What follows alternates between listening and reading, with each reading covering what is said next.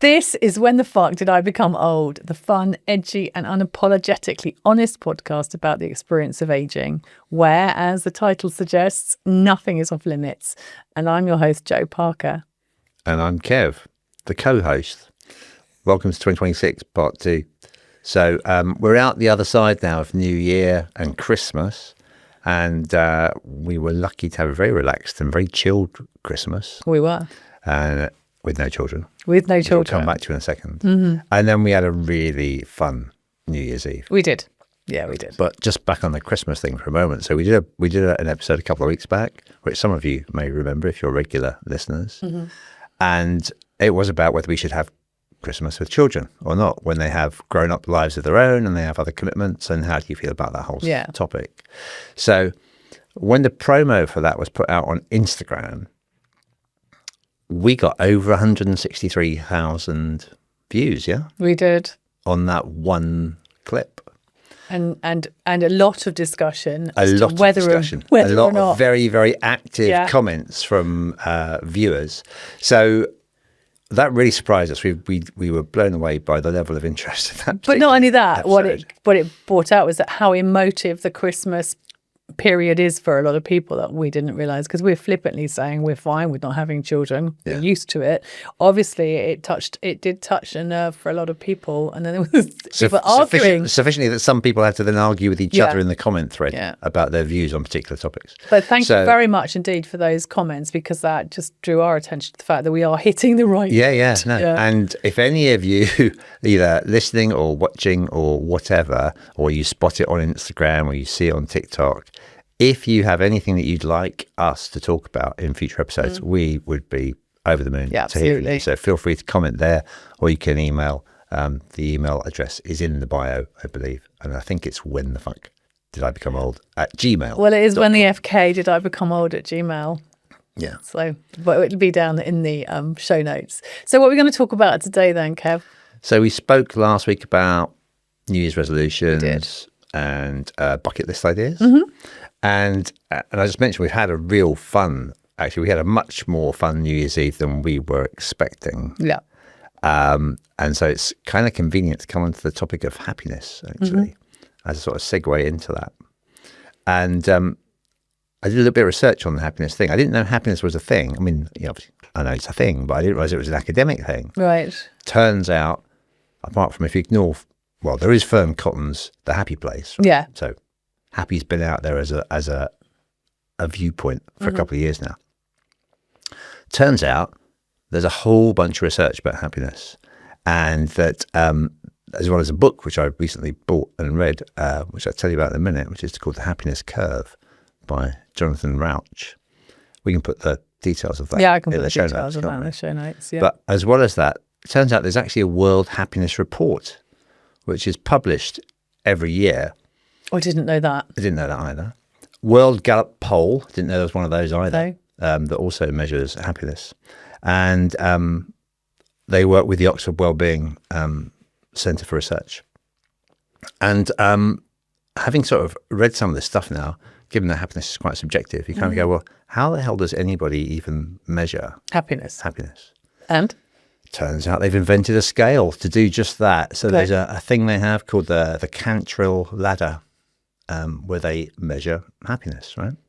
And they poll tens of thousands of people in these countries But across all sorts of countries, not just in the West? Worldwide. Okay. Like it's genuinely a worldwide report where they poll people ranging from 20 to 80. Right. And ask them to rank their happiness, right? Now, the ladder has 10 rungs on the ladder, and they use emotive words because it's quite subjective. They use emotive words for you to attach to. Go, well, how do I feel about my life? How do I feel about where I am in my life on the planet? And at the lowest level, level 1, they have words like hopeless, like I feel hopeless. Life gets a bit better, from hopeless to depressed, suffering. But when you move up the scale, you get things like doing well, and I feel like I'm doing well. Yeah. I'm blooming is their next level. Thriving is their next level. Then top level, prospering. So it's, as you say, it's all subjective. So and they have descriptors of all of these phrases, obviously, for you to go, well, I know, do I feel like that? Do I not feel like that? So they do help you analyze, they do help you assess. Help you calibrate it. Okay, all right. And so what they seem to have discovered there is, apart from the fact that some countries are happier than others, which you can probably imagine, due to disparities in wealth and income. And well, actually, when I glance through the book, it isn't disparities in wealth, is it? It's not what you think. It's not the fact that you think that wealthy countries are happier. But I mean, the lowest one in the whole world is Afghanistan. Is the lowest ranked country in terms of population happiness. But that may be because there's war. Well, obviously, huge war and conflict, and poverty and famine and all sorts of other bad things. Yeah. Finland, highest, happiest in the world. Right? And I thought Finland got a little bit depressed because of the winter months where there's no sun, but not. Things are relative. Yeah, they're happier than everybody else. Wow. But the thing that was really interesting about it was at this point about the happiness curve, which is where the book sort of comes in, is it looks at that data from those polls and says, well, okay, over and above absolute relativism, you can't have absolute relativism. You can have relativism. What is absolute? Over and above relativism of one country being more prosperous than another, or one country being happier than another. They try to look at the population and say, well, okay, how are the scores varying across age groups? Okay, and are all age groups universally the same level of happiness, or does it differ? And if it does differ, is there a pattern? Right. And bizarrely, they have discovered the pattern is kind of the opposite of what you would imagine. So if you think about the sort of urban myth of growing up and discovering yourself and getting a job and having a family, etc., there's kind of an urban myth that you sort of start from nothing and you get happier and happier through your life until you've achieved all your wonderful things and had a family and got lots of money and everything's rosy, and then it all falls off a cliff when you get old and life becomes terrible. So it's this kind of like hill-shaped effect that you imagine might be how people actually answer the questions. Turns out it's the exact opposite. It's a U-shape effect where people start out really happy in youth, gradually get less and less happy as they get towards midlife, and then start to get happier when they get out the other side of midlife and into what we would call later life. Wouldn't call it old age yet, but I call it later life, post-midlife. So we all believe, we believe that as you are going further and further up the jobs ladder and the wealth ladder and the relationship ladder, that you should be getting happier. Whereas the opposite is happening as you get more and more responsibilities, you come down. And therefore, I would imagine then, if you think you should be getting happier, but actually the more and more responsibilities is weighing heavily on your shoulder, that makes perfect sense that you are looking at yourself going, why am I so depressed or feeling low, or why is my life such a fucking failure compared to everybody else who are clearly happy because they're on the ladder up and that's what we're supposed to be doing. Well, so, I mean, before you get into the midlife bit, if you just look at the youth and adolescence side of it, there's interestingly a whole bunch of biases and problems there in the rating scale, right? Which is that when you ask young people these questions, the way they go about answering it, and you also get them, by the way, not just to say, how happy are you now? You get them to project and you go, how happy do you think you will be in 5 years' time? How happy do you think you will be in 10 years' time? And so you get a sort of future path. And then you come back every 5 years, whatever, do the survey again, and then you can kind of track it, right? So you can see what the expectation gap was between what people thought they were going to become and what they did become. And so what they've found, amongst other things, is that there's a huge optimism bias in the young. Right? And by young, what age do you mean? Sort of like early 20s? 20 upwards. Okay, so young adults. Huge optimism bias. Yeah. Invariably because they'd have very little life experience, right? They haven't had many knocks yet. So there's a huge optimism bias that everything's going to be rosy, everything's going to be brilliant, right? And they feel immensely positive about a lot of things for quite a long period of time, right? And there's also, in their thought process, there's kind of a bit of internal benchmarking that they're doing to their peer group. Mm-hmm. And when they answer the questions, they're not actually just answering it about themselves.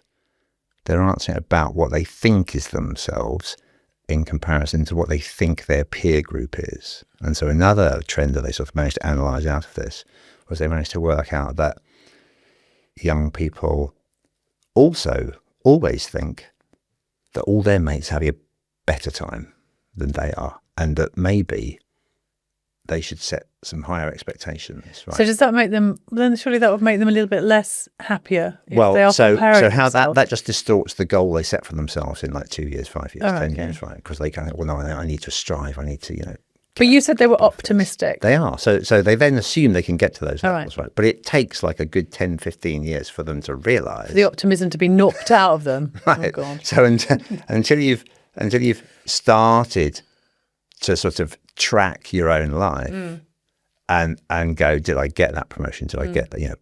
Then you've got no negative feedback, right? To really benchmark that off.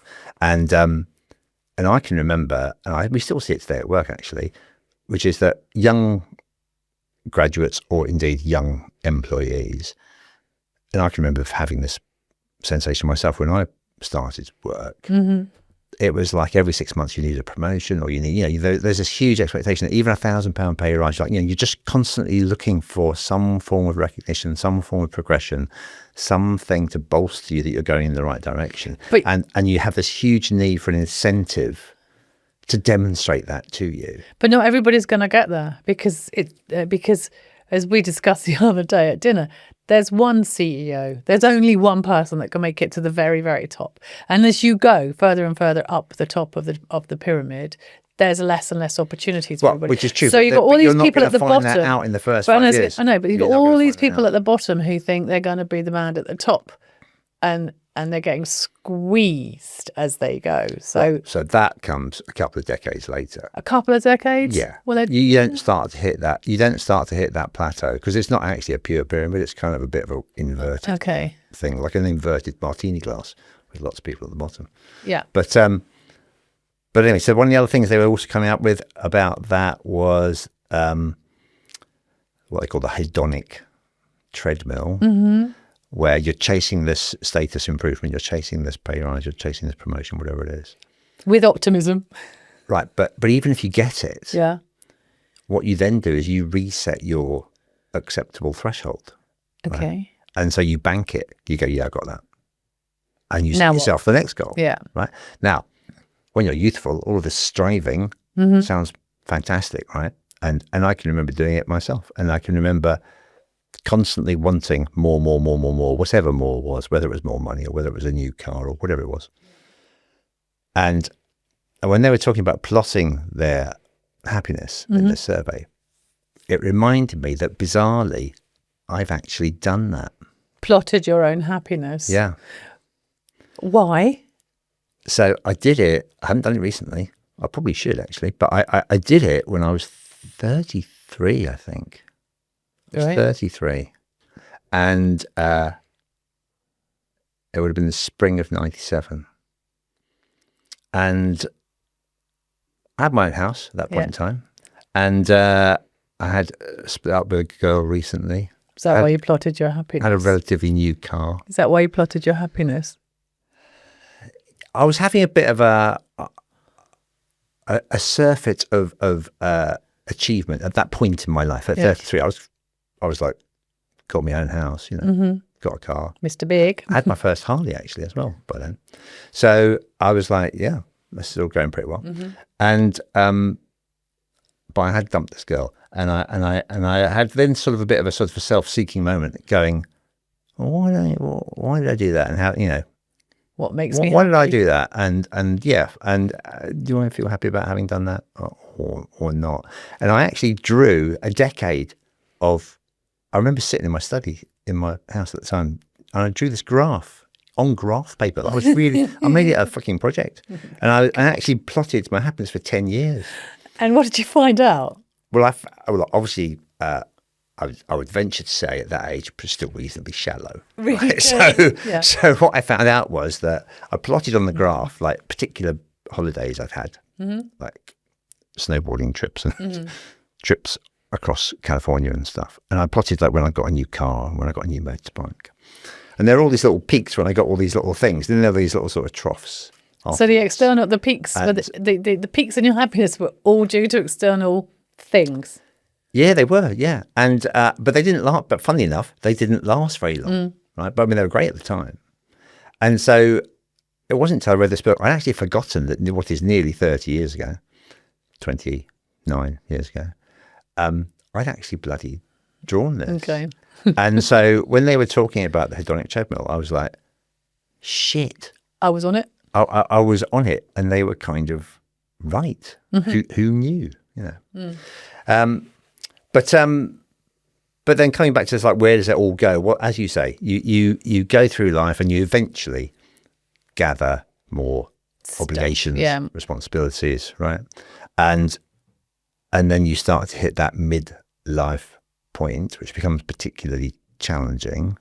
Possibly raising a family. The majority of people do still raise families. Yeah. We've still got to the point where childbirth is the majority, not the minority. So is that the bit where it takes a dip into the you? Well, it flattens out hugely once you get to about, it varies from person to person, right?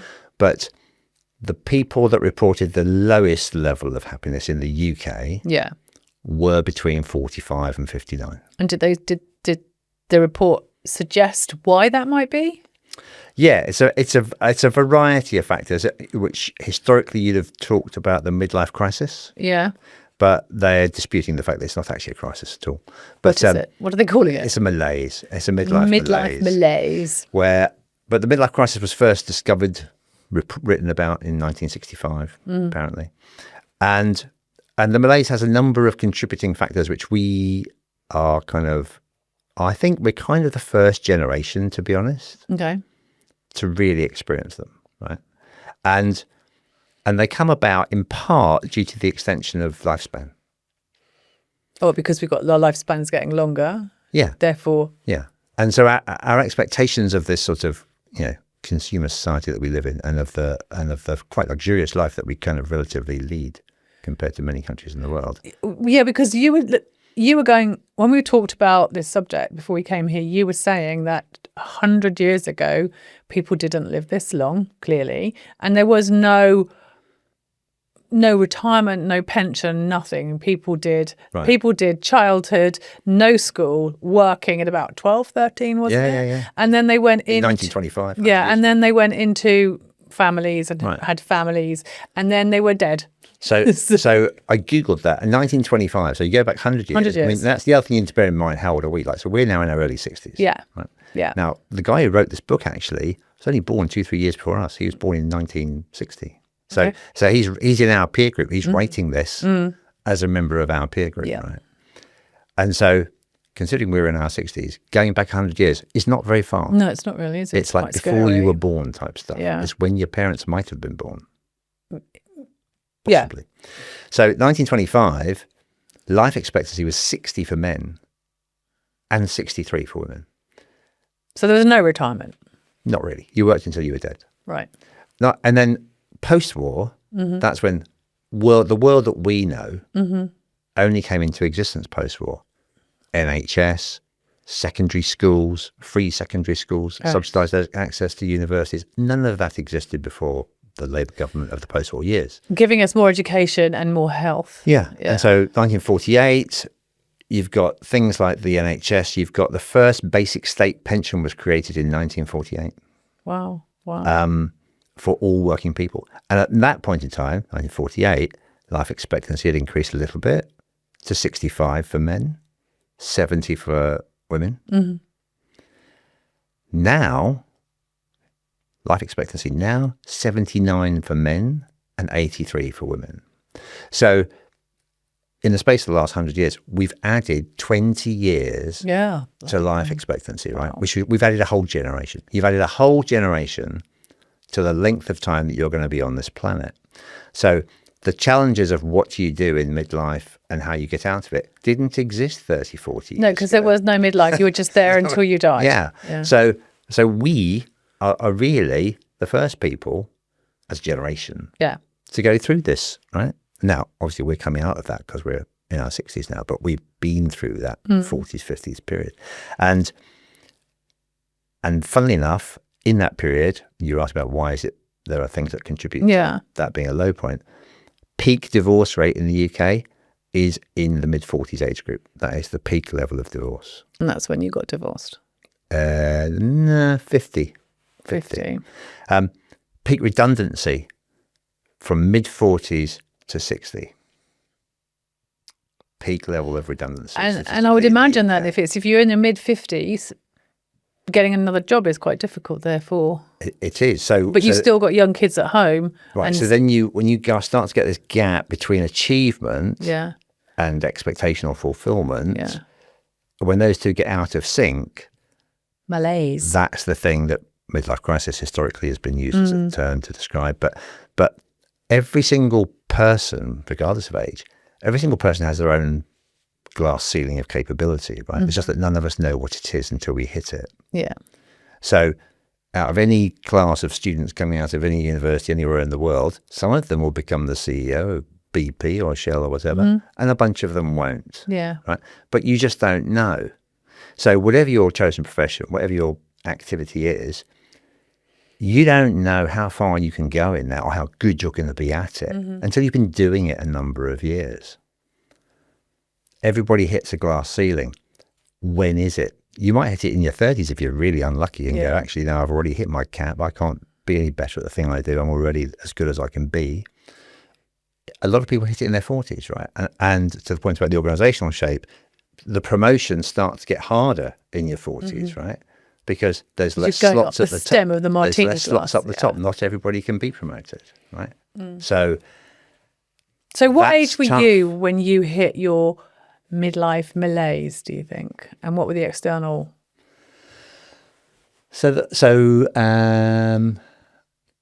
I probably didn't realize it was what it was at the time because there were so many other things going on in my life. But I would say 49 was probably the first point in time, to the point about continual career progression, that I didn't get a particular role. So I was trying for something at 49. I lost out to somebody else. And that was actually the first time it happened to me in my entire career. Wow. I'd always been promoted or managed to get whatever job it was I was going for. It wasn't until 49 that I lost out to somebody. Yeah. So you don't think that's the end of the world at that point in time. But it's a bit of a knock, right? Yeah. And the other thing that happens in 40s and 50s, some people start to get some forms of illness, right? Yeah. Around that period of time. So the sense of mortality becomes more tangible. I had a brain tumor when I was 43. Right. So you've already experienced the fact that shit, I might not live forever. Yeah. Because you've had a significant medical incident. Yeah. So I think everyone's life is different, but the point is you're going to have medical challenges in that period of time. You statistically, given that nearly half the marriages end in divorce, you're going to have some form of marital problem surface in that period of time. Thanks for asking, but mine was when I was 46. So when I was 46, it was the 2007, 2009 recession that we had, and I had to go bankrupt. So I was bankrupt. I was at risk of losing my house, and I was a single parent.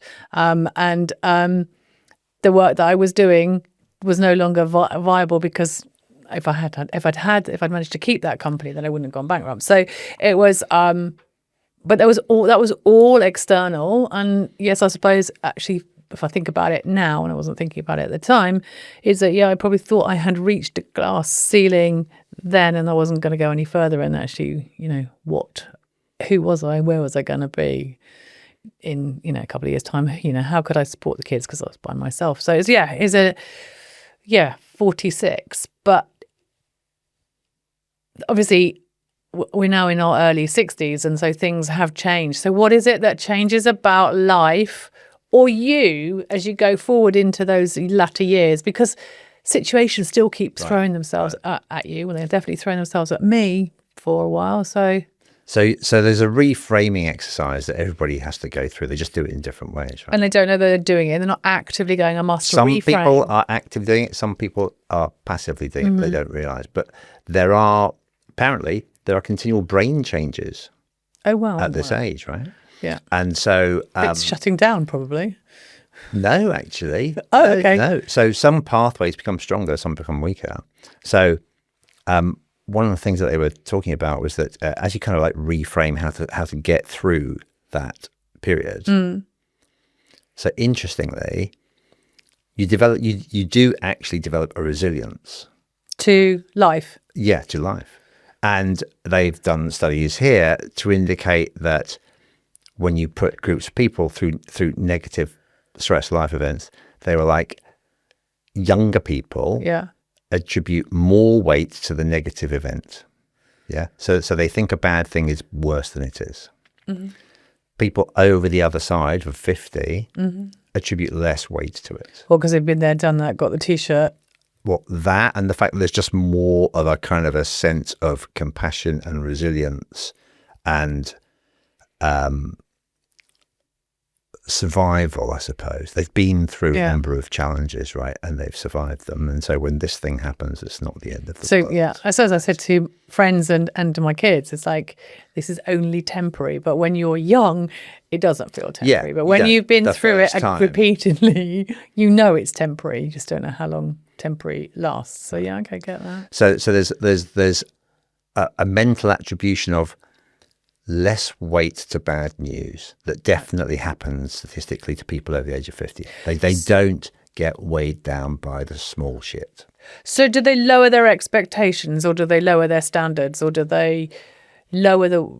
So there's a little bit of expectation lowering, but not standards. But not necessarily standards. But interestingly, in the opposite to the optimism bias that the youth has, when you ask older people 50 plus to rate their happiness, are they optimistic again? Well, they kind of assume that everybody else is having a terrible time, right? So whereas the young people you're saying we're still comparing ourselves when we're older. We are, but in a more subtle fashion. So whereas the young people think everyone else is having a better time, and they strive, I must do more, and if I don't, I won't be happy because I'm benchmarking myself to this invisible peer group. Right. And I feel, whether I'm right or wrong, that I've failed to benchmark to this peer group, and therefore I'm now getting unhappier. Mm-hmm. People at the age of 50, the exact opposite. They assume that the rest of the peer group's having a shit time. The rest of the peer group's having a terrible time, and actually, they're all right.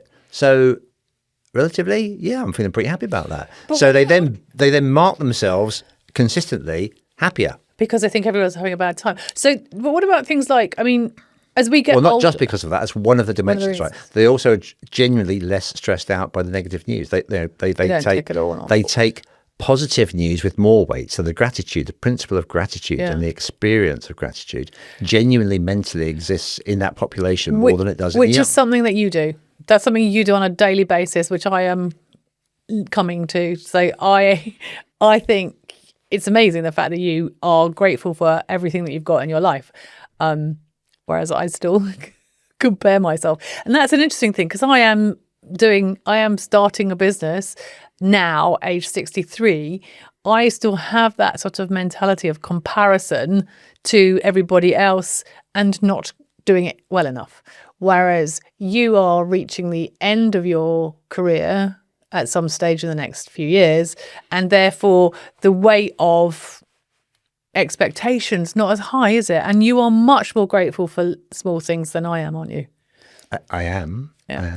But something that is universally there as a trend, every person is different, but is this development of, and it is post 50, right? It's a development of emotional intelligence, increased emotional intelligence, increased emotional regulation, right? So you can control your stress better. Okay. You can control your reactions to things better. There's an increase in compassion. To yourself or to others, or to both? To both. To you and others. You are a more compassionate individual. You have the war wounds or the pragmatic knowledge of life, which enable you to resolve and be resilient to small problems, whether they be personal, whether they be social. And you have a much better ability to cope with ambiguity and uncertainty than young people. Okay. Who see that as a threat. They see the uncertainty as a threat. But when we look at elderly people from a younger perspective, is that we think they're all miserable. We think they're whinging about their health. We think they're not sociable and they're not going out. That's the hill I was describing at the beginning. So you get where you think, as you say, you think, oh yeah, it all gets crap, doesn't it? From it 40, blah blah blah, and all the old people are miserable. The reality is the exact opposite, and the old people are not miserable. and the old people are more grateful, and they are more resilient, and they are happier with their life than you think they are. And that's the big lie, right? Which the book sort of reveals. And one of the ways they sort of summarize it is they say life switches from having what you want to wanting what you have. So that switches from striving to actually an appreciation being, and a gratitude for what you have now, and being present for that. So we've been sold a lie. We've been sold a lie that the fact is that as you get older, life gets worse because of health, because of lack of being able to do things and go places because your body is letting you down. But you're saying that the expectations that we have of life lessen. Therefore, we're looking at getting old at 80 and not being able to move. We don't know what we're going to be like, but not being able to move. That's what we think. And we think because with our mind now, we want to go out and party, it's going to be miserable. But you're saying actually that's a lie, and therefore old age is something to not be so frightened of and not worry about. That certainly appears to be the finding. And as you say, there's a quote here actually which says that most people misunderstand aging and happiness. The midlife trough is a crucial part of life's journey. It is not an ending. It paves the way for greater fulfillment in old age. So you actually acquire a bunch of skills. Now, this is also useful because we said there's an extra generation to go, extra 20 years. People post 50, quite a high entrepreneurial quotient there.